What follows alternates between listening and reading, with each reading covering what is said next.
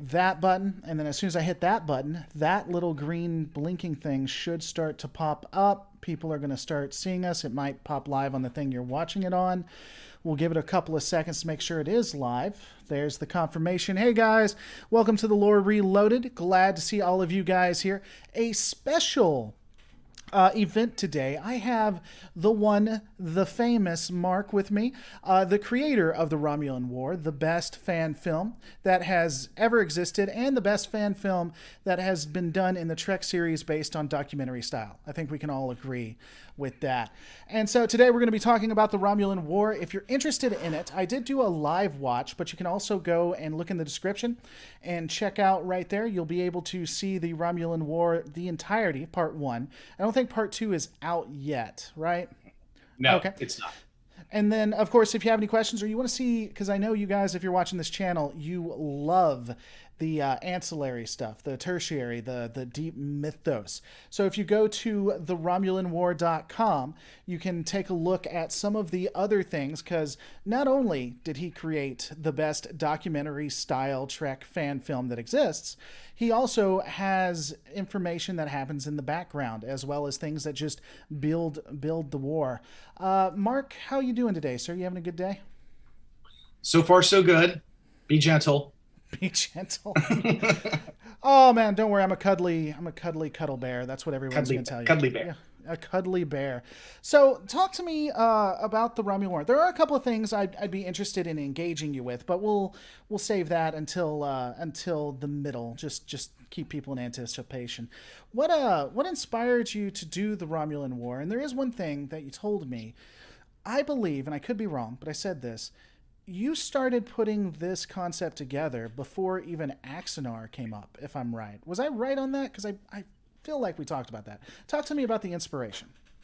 Yes, you are correct. Before Axanar existed, I had already. I mean, I would say the origin of all this happened when Enterprise was first announced by Paramount to be a prequel. And that intrigued me a lot. I was like, so a prequel to Star Trek, the original series. And here's a battle cry. I'm sure I know that you and a lot of people watching right now said, here's what I would do. And so that's what I thought of when I saw that Enterprise was announced. I said, well, I was having coffee with my filmmaker friend of mine in Hillsborough Village. And we started talking about what we would do if we got to do a prequel to Star Trek. And I envisioned a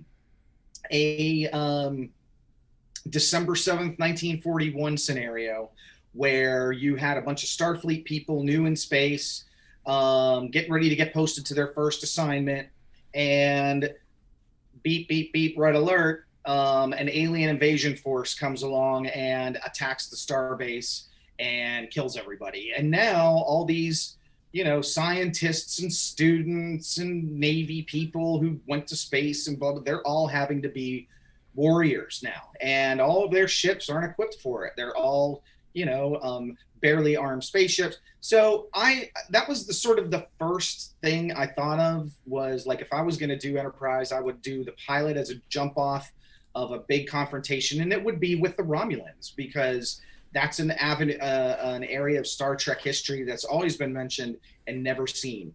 So Enterprise premieres, 6 months later, and it's obviously not that. And but the idea stuck with me. And previously, I had already done two other independent films that have nothing to do with Star Trek. They were like, one was a college project and the other one was one I did while I was part-timing at a TV station here in Nashville. And both of those independent film projects were mockumentaries. One was sort of like a Spinal Tap ripoff where, it was my buddies in the band and they were having weird adventures and stuff. And then the other one was like a true crime reality show with a vigilante superhero that became a media sensation. So I had this sort of pattern, I guess, or inclination to do sort of like documentaries or mockumentaries. The main reason for it, of course, I was very inspired by The World at War which was a series that ran on independent television stations back in the day. It was a British documentary series. And I was always fascinated with that. I was watched it as a little kid at my grandparents' house right before Star Trek would come on. And so that was very where my brain was. So like the documentary approach meant that it would be cheap to film because I could simply put people in front of a wall or a green screen and interview them ad nauseum, which is all scripted content that I could add in later in modules. Like I could lift out and put in different topics. And that's what we have in the Romulan War. Part one, what you've been talking about, which just came out this week, when we shot most of our footage, this was originally supposed to be like a 16 chapter web series.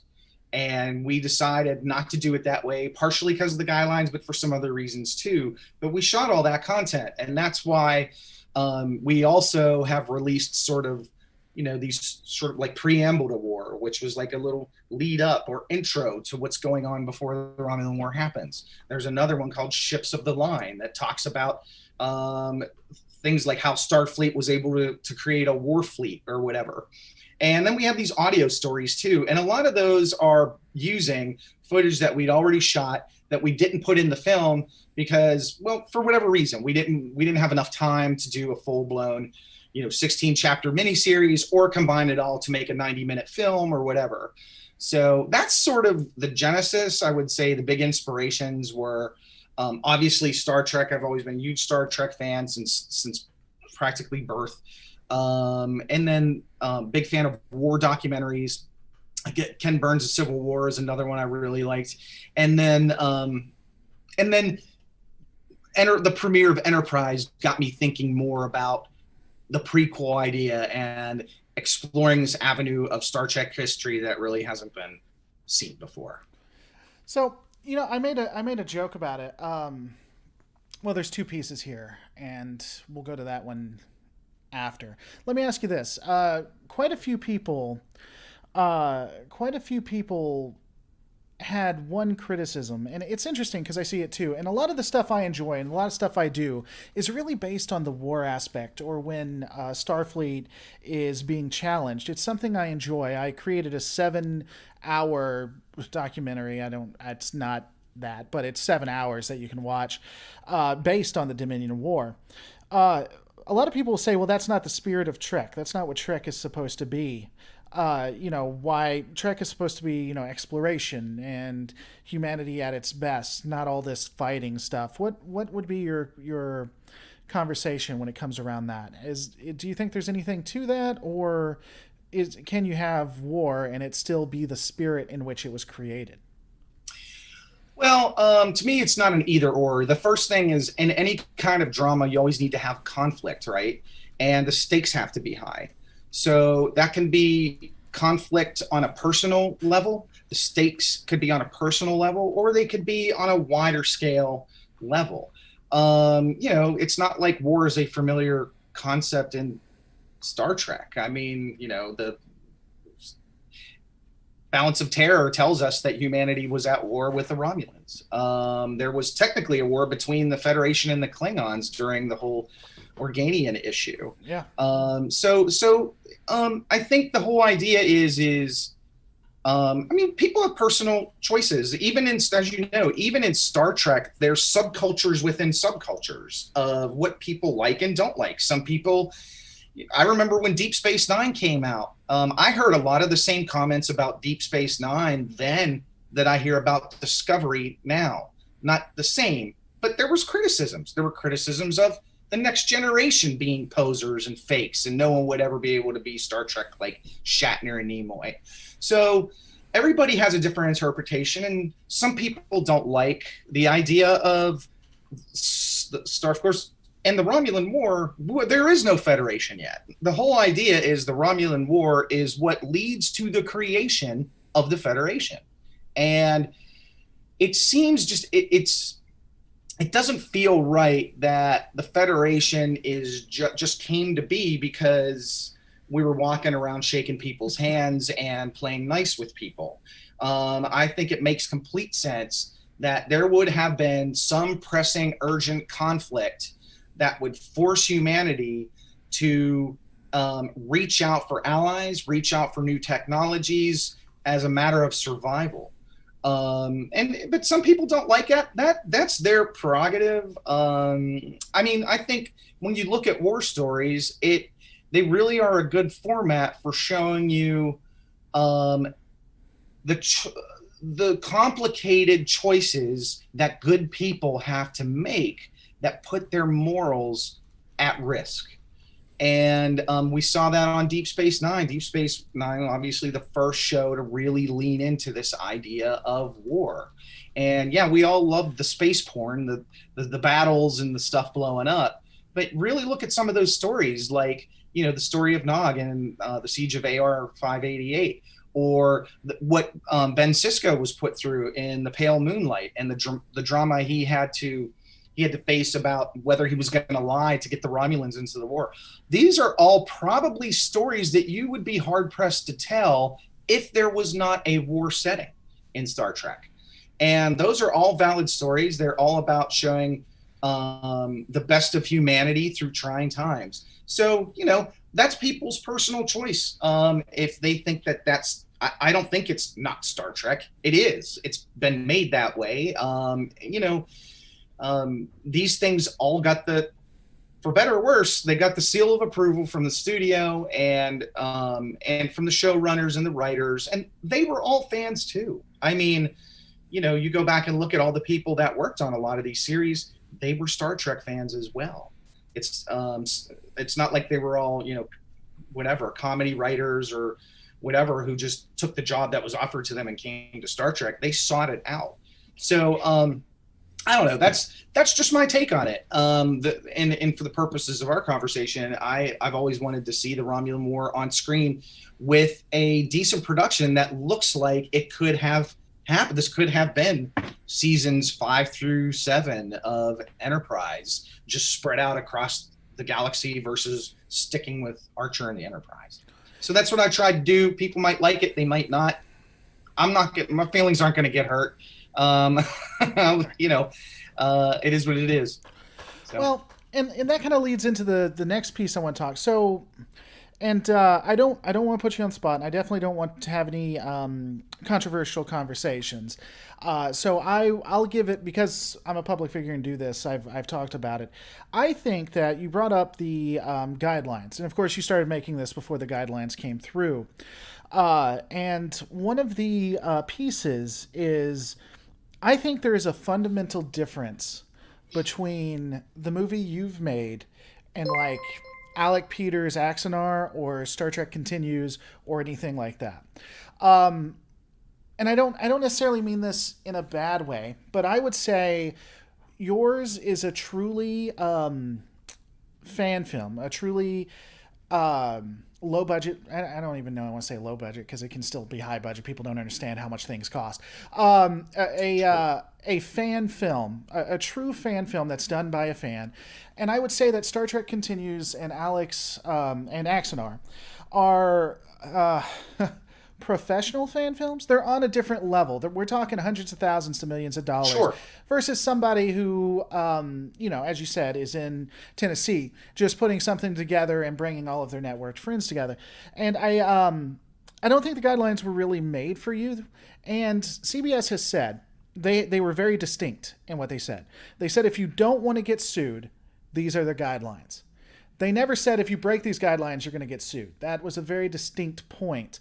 But Correct. When it comes to the guidelines and your film, what are your thoughts on all of that? And what I'd like to tie into it too, because it's already started to come up, and we knew this was. Well, we'll get into that in a second. So what do you think about the guidelines, and how has it impacted your fan film? And if you don't want to discuss that, I understand. We can move right past it. I'm just curious your thoughts, though. Yeah, we can talk about it. I'm not wary to speak of that. First of all, let's set the record straight here. These are guidelines, not rules. They can or cannot enforce whatever they want or whatever they don't want as they see fit. It is completely up to them. I have no control over that. I mean, I'm not going to lie. The Romulan War's been out now since Monday, and every day I expect to see something in my email box from CBS, and I've got nothing. I will say this too, is I'd be very surprised. Not to interrupt you, I'd be very surprised if CBS came out, because the spirit in which you did it, again, not to interrupt, but honestly, CBS appeared to always have turned their head with a lot of licensing until Axanar went a little bit too far. That's me saying it. If anyone clips this, because I've said that I think Axanar went a little too far, and they used to turn their heads. And I'd love to know if you ever get that email, because I don't think it was ever intended for fan films like yours. Didn't mean to interrupt, but continue on. I'm sorry. That's all right. No, I think, and again, I don't know. CBS Corporation. So you could, on any given day, you could have somebody from marketing, someone from legal, someone from creative sitting in a meeting who between them can't agree on anything. So it's a corporation and they have a way of making decisions. My guess is, and what my observation has been, is, let's be clear, most, I'm not going to say all, let's be clear about this, most of the fan films that have come out since the guidelines violate at least one of the guidelines in some way, shape, or form. If you read the letter of nearly all of them do. And the studio has said practically nothing about any of that. And I think there's a reason for it, which is their biggest concern seems to be, in my humble opinion, they are concerned about people making money off of their intellectual property, which I support 110%. Nobody should be making money off of Star Trek's IP if in a creative fashion, at least not in a fan film. And I think that's what tripped the alarm with them. They believed that some folks were doing that, using their film as a way to do other things that may have benefited them personally versus being in the spirit of what the fan films were. I'm not accusing anybody of that. I'm saying that's what I think they thought. And that's what they're thinking. And a couple things. I've been very clear from the beginning. I have made $0 and will never make $1 off of the Romulan War. Quite the opposite. I'm out of pocket multiple thousands of dollars on Romulan War. That's what I'm saying. People don't understand. It costs they don't money. Get that. Even low budget costs money. Yeah, it is. It costs a lot of money. And, I ended up doing an Indiegogo fundraiser. And I did well on that fundraiser. At the time, we raised the most money of any fan film that had a fundraiser since the guidelines came out. So I'm proud of that, and so glad that our donors stepped up in an uncertain time of Star Trek fan film crowdfunding to help me with that. That's not Axanar money. That's only, I think we raised a little over $13,000. But trust me, I've spent a lot more than $13,000, and that's come out of my pocket. And I'm not complaining about it. That's my choice. I chose to do that. In my mind, you have to spend money to get the product that you want. And if you're not willing to take a risk on yourself, why would anybody else want to? The other thing I want to mention about the fan film guidelines too is, in our case, we knew this could be an issue because I had always planned to try and use some existing footage to fill in gaps and give context so people understood the time period in which this took place. And I understood that it could be running afoul of, not the rules, the guidelines, running afoul of the guidelines. So I very deliberately started using some of this footage in all the teasers that I put out. If you go back and watch over the last 2.5 years, I've put out 4 trailers for the Romulan War, not to mention teasers for Preamble to War and not Ships of the Line, but Preamble to War, and 4 other teasers that all used sci-fi footage. And I did that on purpose because I wanted to see if they were going to flag me for it. And they didn't. Not a word.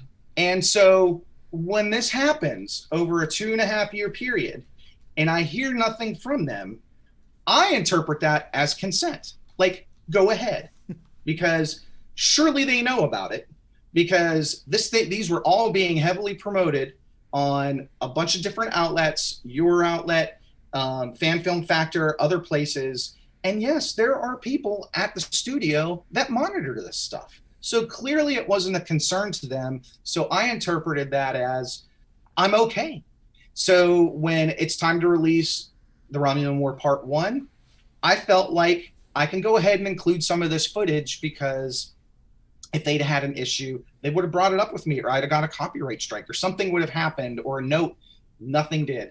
So, and that's just the choice I made. And what I said before still applies. They own the copyright. They could still, as in right now, or tomorrow, or Monday, tell me to take it down. They could. And there'd be little I'd be able to do about it, other than say, hey, can you let me recut it? Can you look the other way? I'm not making any money on it. But it's up to them. And so I would encourage everybody to hurry up and watch the Romulan War if you haven't already, in case they get a hate on for me. So that's my take on it. I share a little bit of different opinion on how fair use works with you, but so here's the thing. I constantly fight with CBS. I have literally talked. I want to jump in right there. Fair use is a different thing. The ironic thing is, I would be on safer ground if the Romulan War was making fun of Star Trek, because then it would be a parody. Right. And then I would practically be under the First Amendment, and current fair use laws be practically untouchable. But I didn't do that. I used it as a different manner. So yeah, fair use is a little different. Anyway. Well, here's the thing. I was going to say, it's fine. This is a conversation. It's not like your regular. Trust me, you're not on a professional. You're not on like Fan Film Factor or anything professional. Trust me, it's just laid back. So here's my thing. So as I said, I've literally talked to CBS Legal, some of the nicest people who disagree with me on almost everything I've ever met. So I'm not. I don't think I'm on anyone's Christmas card, but I will say this about CBS. I do believe that they're generally chill, and I've said this before. They're generally chill with people who are doing stuff like you. Me and them disagree on how fair use works with the reuse of some of their footage and stuff. But at the end of the day, I don't think they mind what I do for a living either. It's like you said. And even Star Trek continues, I think. But like you said, when someone starts trying to make a living off of it, or tries to build something and uses that property, then they got to step in. And you can't. It's a lot harder to make a case if you say only one person isn't allowed to do it. And so basically they say, here's the guidelines, and then they just selectively enforce it, because they can do that. And again, I don't think they're going to come after you. But speaking about the footage and the alien footage and everything, something that constantly comes up is your use of different, and if you want to go into this, you may not want to, but your use of different footage from different series. So I think we saw some Babylon 5, we saw some I don't know if we saw Star Wars, but I know we saw quite a few different aspects of that. Why did you decide to use that kind of footage? And when it comes to, we talked about, in this piece, if you don't want to go into it, I understand, but we talked about budget. Where was the budget going and stuff with using the other footage? Because that's something I've seen kind of constantly come up too. Because a lot of people were aware of your Indiegogo as well. Because I've been pimping you guys ever since I found out about you. So go into those aspects for me if you could. Yeah. So I am an editor by trade. So I always look at things. I'm not anymore, but I used to be. Though I always look at things like, what's the cut look like? What do I need? What's the shot I'm missing to get that flow? And you talk about budget. We don't have the budget to go gather 500 people in a crowded room and put costumes on them. So we would do this or that or the other. There's 2 shots from Babylon 5. in the production. There's one of the overhead tram going past in the station, and there's another shot of the pilots getting on their uniforms and going out. Those are supposed to be shuttle pilots who all get killed. Who all get killed, by the way. Not to interrupt you, but I think those were seamless. I think if people hadn't seen it, they probably wouldn't have noticed.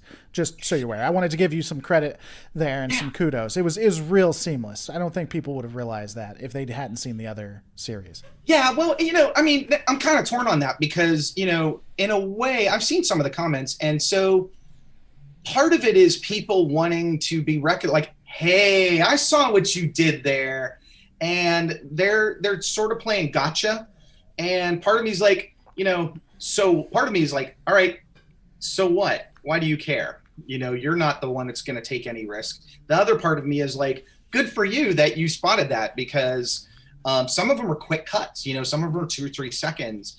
And so I wanted to make it seamless to have that expansion where we could see these shots. But it was a choice, like I said, and I will say this, there's, because of this debate or discussion, I don't even know if it's a debate, but this discussion that's been going on about that, I pretty much resigned myself that in part 2 of the film that you will not see any of that footage that's from another sci-fi property. None of that is going to be in part 2. And let me tell you why. It's not because I'm worried necessarily about legal implications. One guy pointed out on a comment thread that it pulled him out of the story because he saw something that didn't fit. He saw something from Battlestar Galactica or something, and it pulled him out of the story. And that's when ding, ding, ding, the light bulb went off. And I said, ooh, yeah, I hadn't even thought of it like that it could, like, the hardcore fans see this stuff and it trips a trigger where they go, wait, that doesn't belong. And in my mind, it was very utilitarian. Like, I needed that shot to get from A, B, C and tell this piece. But in the process, shot B pulled people out of the reality I was creating. So when I started seeing some people saying that resonated a lot with me. And honestly, as somebody who stares at the edit bay all day working on this stuff, I had lost that perspective because, it's a machine at this point. So yeah, there's your breaking news. In part 2, you won't see shots in the Romulan War that are outside of sort of the world that we're creating of the Romulan War, Star Trek. Yeah. That franchise. I see what you're saying. I guess it would come down to how many does it impact versus the advantage of the flow. Because I talked to you about this before. I've started working with some CGI artists. I've gotten into Blender myself, and so now I'm putting out some work that's character generated imagery, and I use iconic sounds as much as I can. But sometimes I just don't have a clean sound. I don't think I've found a clean sound of what a torpedo from a Dominion warship is. So I just use a regular photon from a Federation ship. It's because that's all I got. That's all I can work with. And some people have been like, well, I noticed that. Well, that's what we got. I can do that, or there's no sound, or I can try to recreate, and I'm not doing that. So, there's... I see what you're saying, definitely. I guess it would come down to how much. Of course, it's your story if you don't want to do it that way. The flow makes a lot of sense to me, though. And I can definitely see where you were going through that. So there was an interesting piece, too, that you brought up. But before that, so I can remember, Online Offline says he's never been called out and doesn't think that he would. So we got that. He's now been down on a stream. Nassim, thanks so much for helping out the channel. Always a stalwart fan, and it's how I keep the lights on. Let me ask you this. Let's talk about Canon, because you said this offline, and I didn't really push you because I wanted us to have the discussion online. You said that, I forget the exact phrasing, but let me tell you what I would consider your story. And then you can tell me if you agree or not, or where we can go with it. So okay. It's a fan film. Some of the information you A lot of what you use has no basis in what I consider alpha canon. Now, what I consider alpha canon is basically what the IP holder says, the executives have said. If it happens on screen, then it's definitively alpha canon. They've moved a little bit and said that some books are specifically alpha canon, but for the most part, it's all on screen, right? The Romulan War we know happens, so that's alpha canon. The use of the virus and the battle itself, we don't have a lot of information on. So I would consider that more beta canon. I would consider it more not. It's your head canon on how that happened, right? Not necessarily Yes. connected to actual Trek. So let me know your thoughts on that, and if you would agree with that, what are people telling you? What are they saying when it's not canon? What do they mean? I'm curious what kind of pushback you've been getting when it comes to that. I actually haven't. Well, let me tell you this. For my definition of canon is, I would like to think the standard one. It's the standard definition that we've certainly heard from the studio and in the past, which was, if it's not on screen, it's not canon. Oh, brother, don't ever go online. Don't go on Twitter. Oh, there is so much. People, not to interrupt you, but people are like, if Kurtzman made it, it's not canon. If JJ made it, it's not canon.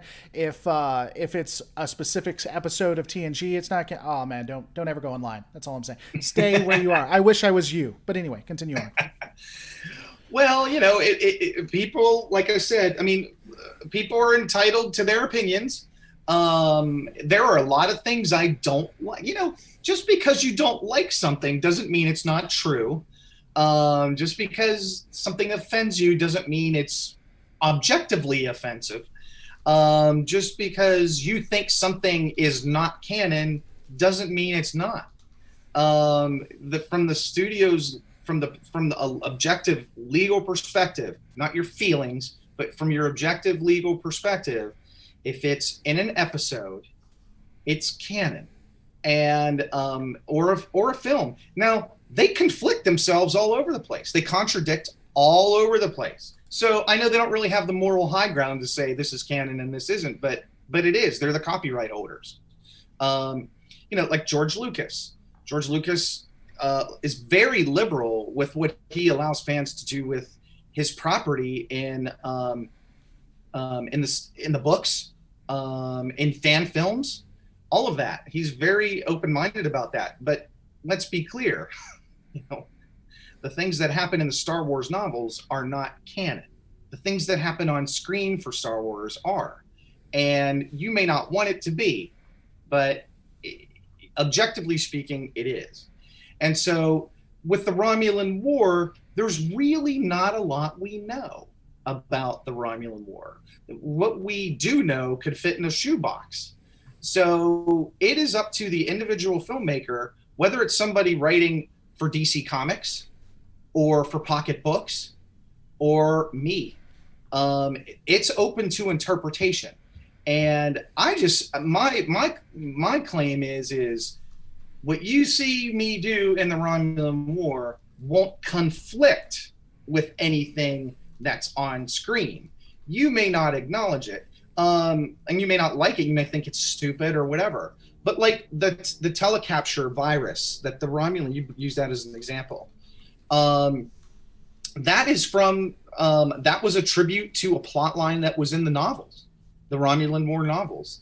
That was a weapon and a tactic that the Romulans used.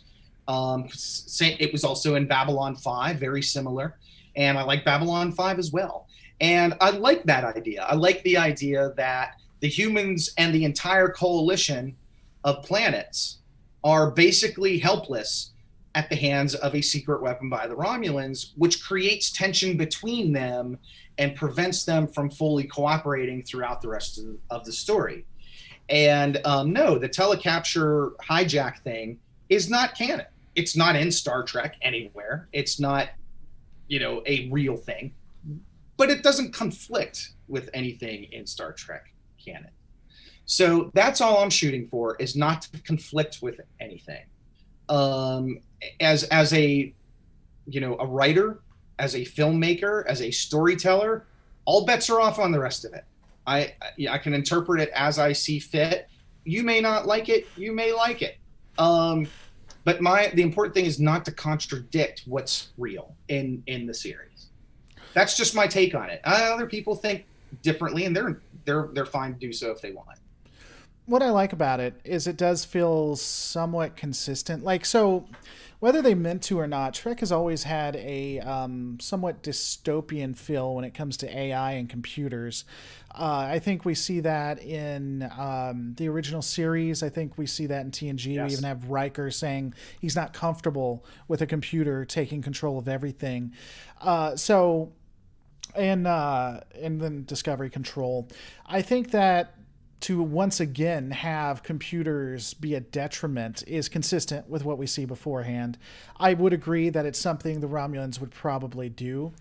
There were a couple of things that I found, and again, this is just, so let me say this before anything, because it depends on the writer and the person I'm talking to, whether they take it as a compliment or not. One of the things I think is the biggest compliment is for someone to be so invested in your story that they go into it and try to better understand it, even if they're breaking it down and things like that. Right. And so, like, when I watched your story, I like Trek so much that I made a living out of breaking down the Trek universe. And there were some things that, for me, didn't make a ton of sense on why they do it, but I still found it really compelling. Like, when the Romulans first use the virus, and they take out the base, and a Vulcan ship gets away, they obviously would know about this virus, so why is Archer leading ships to their doom at that point? And maybe there's an explanation I missed, but I wanted to ask you that. I was curious about that. Was there, and if it was just something that you didn't really think about, that's fine. I don't think there's anything wrong with that. But was there any justification for why they'd strike back at an enemy they knew they were about to get, like, killed at, get destroyed at? So here's my take on that. First of all, I did consider pulling that shot out because I thought it might confuse people like it has you. So for what it's worth, it was a consideration to remove that shot, but just to put the bottom dollar, I paid for that shot. So I'm just going to use it. I needed to use it. I don't blame you at all. I was, did you think about maybe rewriting it a little bit to better understand? So, and again, like, for instance, a line that they were about to be attacked. I can give you rationale for it. Yeah, that's what I was saying. Is there a rationale? There is. And yes. Why wasn't it included in the movie? Or if it wasn't, I missed it. Let me know, because I can miss it pretty easy. Interestingly enough, this is a topic that's I am gonna be making another webisode, a short, between now and when part 2 comes out. So I don't know if you saw Ships of the Line and Preamble to War. I do a couple little short things that are teasers, and then the War Stories series too, which are audio dramas. There is one coming out called Coalition of the Willing. And in Coalition of the Willing, it really gets into the geopolitics of what's going on with the Andorians, why they do or do not participate, the Tellarites, the Vulcans. So it examines the politics and what's happening in the background among the Earth governments and the Vulcan governments. So to explain, here's kind of a little spoiler alert. I can tell you what was going on there. Oh, sure. Before you do it, so spoilers for the next one. So stop watching. 3, 2, 1, go. I always just try to do that. So what was it? Break it down. It's spoilers for the Coalition of the Willing, not part 2, because a lot of things happen off camera that you just don't know about. You wouldn't have time to have all the decision making happen on screen. But I can tell you the thinking there, which was, yes, the Vulcans did witness. They were the only survivors of the attack, and they did witness the Romulans' device being used. They go back to Vulcan, report that to the Romulan High Command, and the Vulcan High Command. And what Vulcan starts to piece together is, wow, the Romulans have based this computer technology off of our operating system, and we could be responsible for this. We're sort of the test case. Our technology, our computer system is the test case for why this thing is being used. And the Vulcans actually do when Captain Archer leads his fleet to Algernon to investigate the station that goes offline. There's Vulcan ships there, and they know about the telecapture device, and they have tried to create a system that will defeat it on their ships, which does not work. But they don't tell the other coalition powers about it because they're secretive, and they want to carry themselves as if they might be able to save the day, as we're the Vulcans, the Romulans use this new weapon, we're immune to it, you should listen to us, and we think there shouldn't be military hostilities against the Romulans because we're pacifists now. And that whole idea goes up in flames because, in fact, the Romulans, whatever countermeasures the Vulcans were using on their ships, did not work. So that's one of the multiple. And then there's also the issue, too, of do the Vulcans know who the Romulans really are? Right. And why would they or would they not tell the humans or the Andorians what the real identity of the Romulans are? So there's those things. The Vulcans at this time are going. If you remember the history and the timeline of what's happening at this period, the Vulcan society has just basically undergone a revolution, not a year earlier, where their entire government has changed. Archer has discovered the Kirshara, which are basically the Dead Sea Scrolls for the Vulcans, and there's been an entire disruption in Vulcan society that's moving them towards a more peaceful, less militaristic, less colonialized society with T'Pau leading them. So anything that appears to be controversial that will disrupt her new government, she may not necessarily release it to everybody because she's trying to establish stability on the Vulcan homeworld and among the Vulcans. So there's sort of some things like that we talk about, and we address some of that, or will, in Coalition of the Willing. Like, what's happening on Vulcan? Why did they or didn't they do this?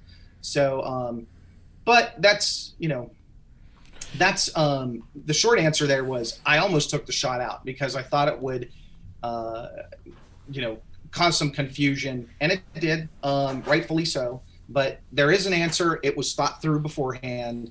Again, like I said before, you may not like it. That's what we've come up with. Yeah, I was just curious, and it gives you additional content, other ways to plug in.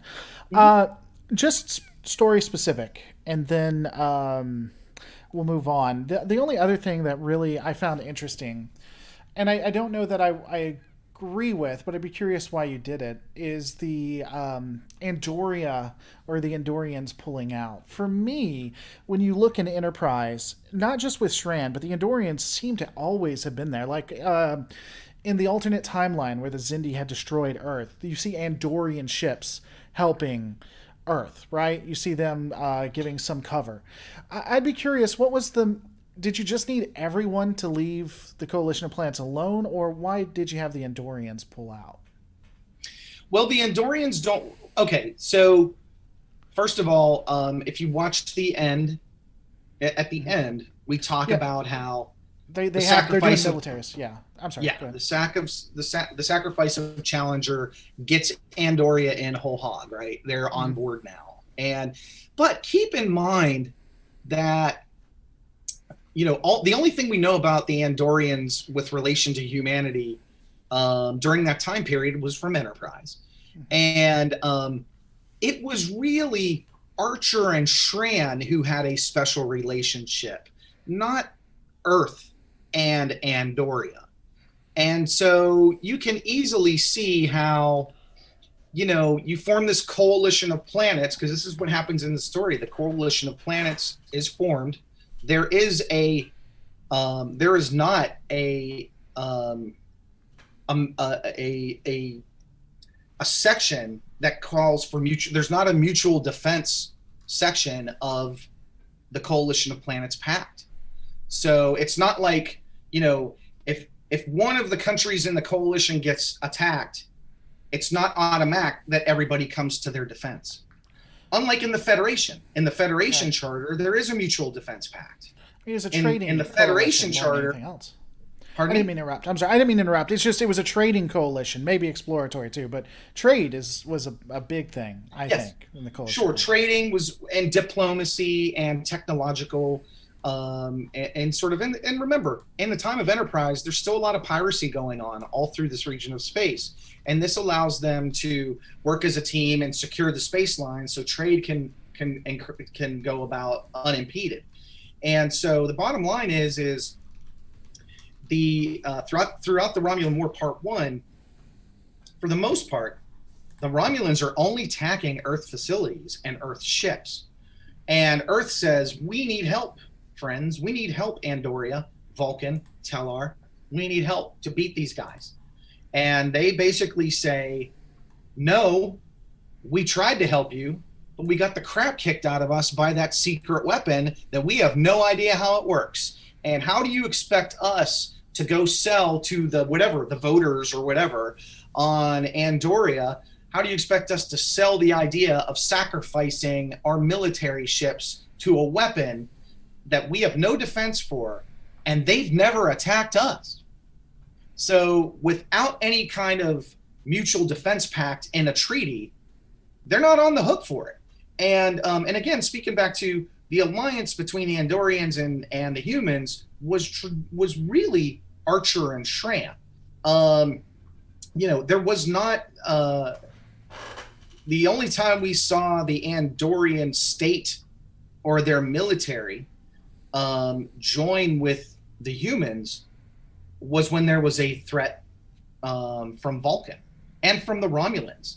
And that's the thing, is the Romulans, it's interesting because the Romulans continue to make bad mistakes like that, right? They continue to, that's what happens with the Battle of Andoria. The Battle of Andoria, Admiral Valdor warns the Praetor, do not attack Andoria because you will make them come into the war against us, and we don't want that. We want to crush Earth and spread out after the fact. Well, and that's what they slip up and make a major strategic error, and it rallies the Vulcans to the human side. It was really a World War II moment for the most part, because they attack. Andoria, based on my interpretation of what I watched of your film, Andoria was in the war with everything but declaration. They were already they attacked during a joint military operation. So yes. even if Andoria had withdrawn, they're still there doing operations. I'm sure they're doing other things to help too. You really, it was a World War II moment where you just convinced the civilians to do what the political and military side wanted to do. Right. And they weren't having a joint military operation. They were having joint exercises. And that was deliberate. Yeah. That was deliberate. The Earth military officials at Starfleet, Admiral Black and all those other folks says, we need allies and we need to get to know the Andorians better and have them trust us. So let's have these war games exercises where, everybody can get to know each other and work together instead of it just being Archer and Shran being buddies all the time. So that was deliberate attempt by Earth to open up those war games exercises. And it just so happened that, the Romulans decided at that moment, and that wasn't the first time. They'd already done some other things, some other war games maneuvers, but it just so happens that the Romulans choose that time to attack against Valdor's advice. And it is a turning, as we say in the film, it is a turning point for the war. Will we get an explanation on why the Praetor decided to do that? Is that in either something they can go to the RomulanWar.com to find, or will it be in part 2? Will that be explained? Explained what? Why? The what? Sure. So it seemed like the Praetor... Sure. And again, maybe I missed it, but it seemed like the Praetor did this attack just to do this attack, just to try to bring Andoria down without much cause.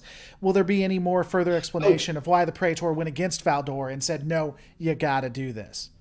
Well, we kind of touch on it in the film. We talk about how, there was an accident at a dilithium mine on Remus. Right. And Deradex, one thing that's going to get, okay, possibly other spoilers here, is part 2 really digs down deeper in what's happening on the Romulan side while the war is going on. And there is a I'm trying to think how to say this without revealing things. There's a lot of internal domestic strife that's starting to develop politically for the Praetor as the war goes on. And he continues to make these sort of chest-beating, rash decisions to silence his political critics. So that was one of them. He, you know, there was an issue. There's an issue on Remus. There's an issue with the Remans, period, that is going on Romulus, that the Praetor is trying to use to his advantage. And he, by deflecting attention, I mean, you saw in the thing where he blames the Reman disaster on human spies or Andorian spies or whatever. Right. And he uses this to launch an attack on the Andorian homeworld. And this was seen by Valdor as who knew all the inside machinations and said, we both know that the coalition of planets didn't blow up that, set that, you know, caused the accident. But he has to follow the orders of his Praetor, and he's beating his chest. That's actually the reason why they nuke Alpha Centauri. Is, you know, it's just as simple as back at home, somebody who doesn't like the Praetor calls him a sissy. And he says, oh yeah? Well, I'm going to nuke Alpha Centauri and kill 500,000 people. Then you'll see what a sissy I am. Now, if that sounds unbelievable to you, you have clearly not paid attention to the entire history of mankind in warfare for the last 8,000 years. Because people like to flex. They do it often for political reasons or because they can't walk their mistake back. And this is a recurring theme with the Praetor. The Praetor is a little bit nutty. He sees enemies everywhere around him, and he's continually flexing and posturing like he does in his speeches. And we see how he, you know, the coalition attacks Unroth with nukes, kills a couple dozen people, and the Praetor blows it up to say 1 million were killed. It was men, women, children. He's just lying. He's trying to benefit politically and keep his critics in the Senate quiet. And I think it's very realistic that when you have a society like the Romulans, which is in many ways structured like societies here on Earth, with a Senate and an executive and civilians, and they vote and they choose leaders and blah, blah, blah. You would see this all very standard Star Trek fare. Yeah, you would see that posturing, and you would see sort of that rash decision-making, especially from someone who is insecure in their position where they are at right now. Okay. Yeah, I don't disagree. I was about to tease you and be like, but Romulans are aliens, they aren't human. But it did a really good job of explaining that, and that is how fascism and authoritarianism work. So I didn't disagree with that. I just, because it talked about beforehand how they were going through the mud and Starfleet couldn't figure it out. And I didn't know if there was another common theme more than just trying to pick a fight, keep everyone stable at home, keep all of your dissenters down, stuff like that. So the one thing that came up, and I'll answer it, but if you have something you want to add, or if I'm wrong, you can let me know.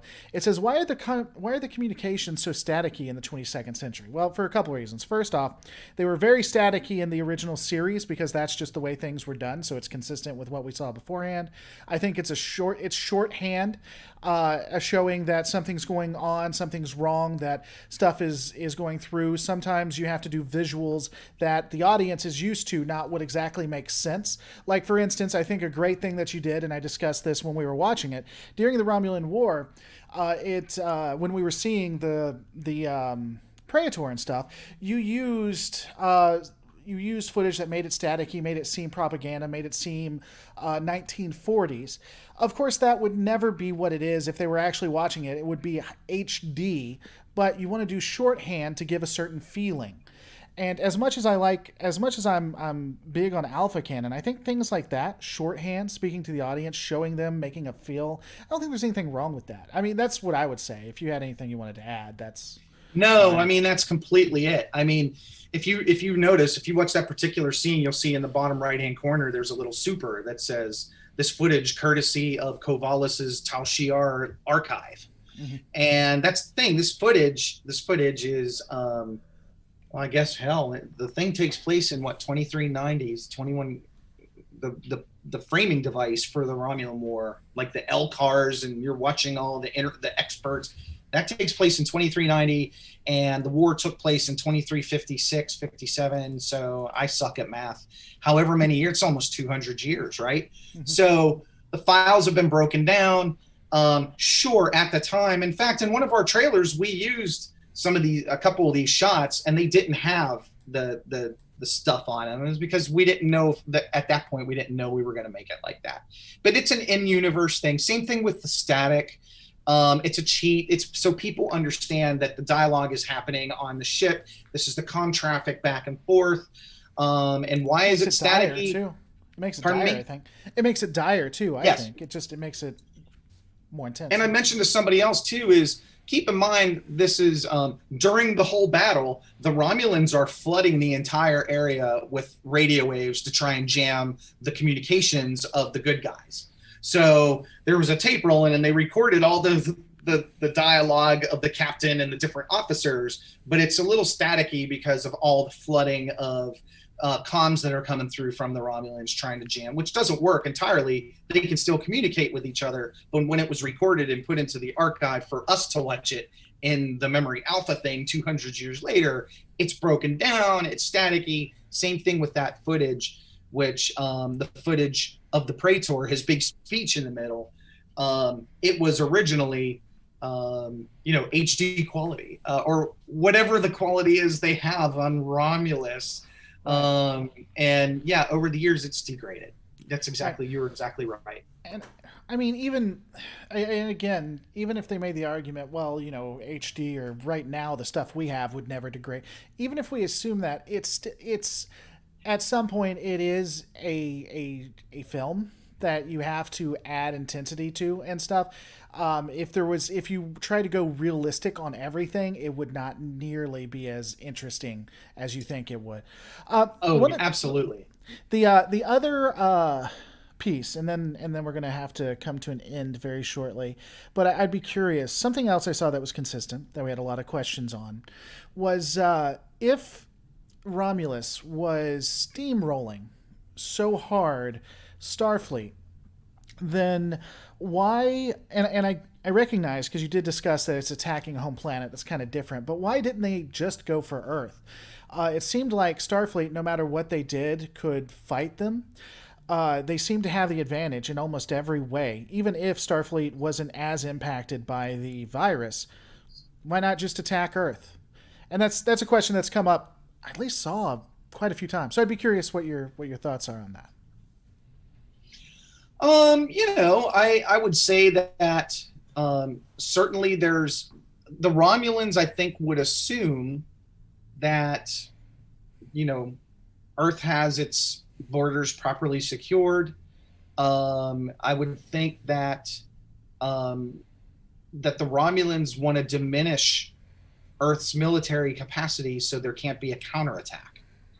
So, I mean, it's really no different than saying, why didn't the Japanese bomb Washington, D.C.? Well, they had to go through a whole continent to get to Washington, D.C., and that wasn't really their goal. Their goal was to take out the American Navy's carriers and cripple their ability to wage a war on their front. So, I mean, I'm thinking it would probably be the same. Why didn't they just go to Earth? Well, who's to say that won't happen? Right. Well, and I mean, people, there are counters to it. Again, someone even brought up why Earth would probably be better defended than its colonies.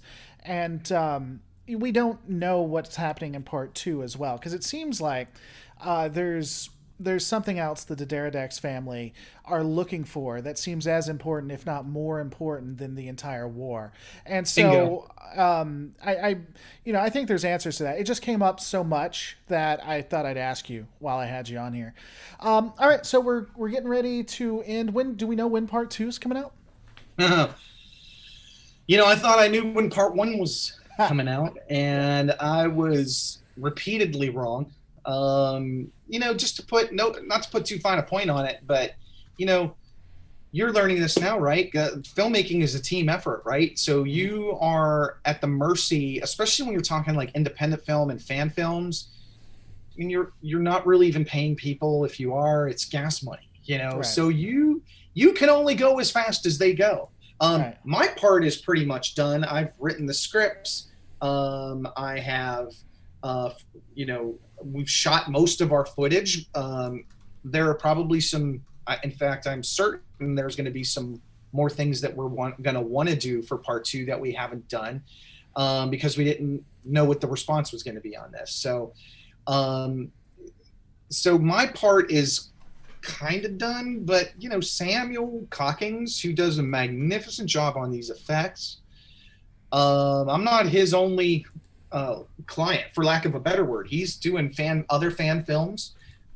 He has his own schedule, and I have to try and slide in there. So I mean, ideally, in a perfect world, I would like to release part two.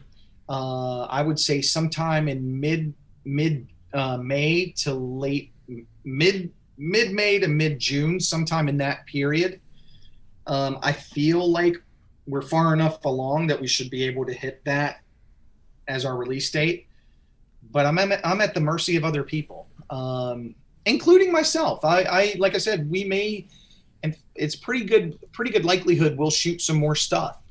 And that could push us back too, if we can't schedule it right, or we can't get people available on the right weekend or whatever.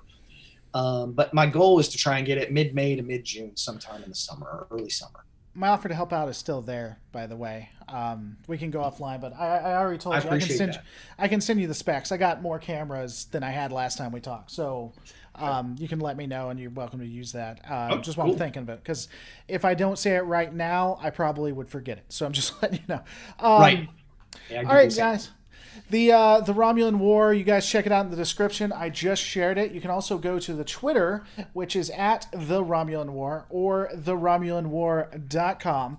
I was telling him offline, if CBS ever decides to do The Romulan War as a prequel, with that address owned by him, he's probably about to make a lot of money, and I hope he remembers me when he's buying that yacht. But anything else you want to say before we end it, my friend?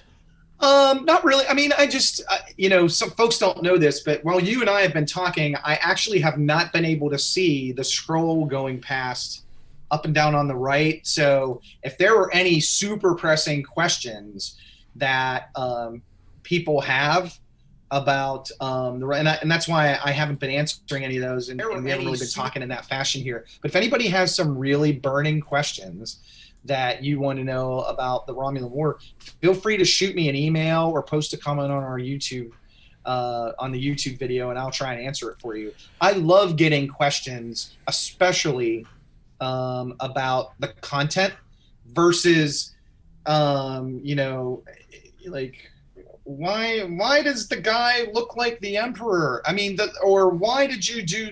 I like having discussion. Or what do you think about Axanar? I mean, those are all valid questions, but I really, really like if people have questions about the content of the story, or have you thought about this, or where does that happen? I'll be on top of that. So I didn't get to answer folks' questions in the chat thread. If you've got something, send it to me. Well, I've actually been asking too. You should have told me. I could have made sure you got the link for it. But I've been asking some of the questions that were coming up as well. We can give it a few minutes if anyone had anything pressing. A lot of it we've already addressed, though. Like, why were there quarrens in the shot? Well, you used other footage. That answers that. And who knows? Quarrens might be, maybe Star Wars and Star Trek are in the same universe. No one ever knows. But if you want to, we can give it a couple more seconds, see if anyone had anything they wanted to ask brazenly. But I've been asking most of them. Here, you want me to reshare the...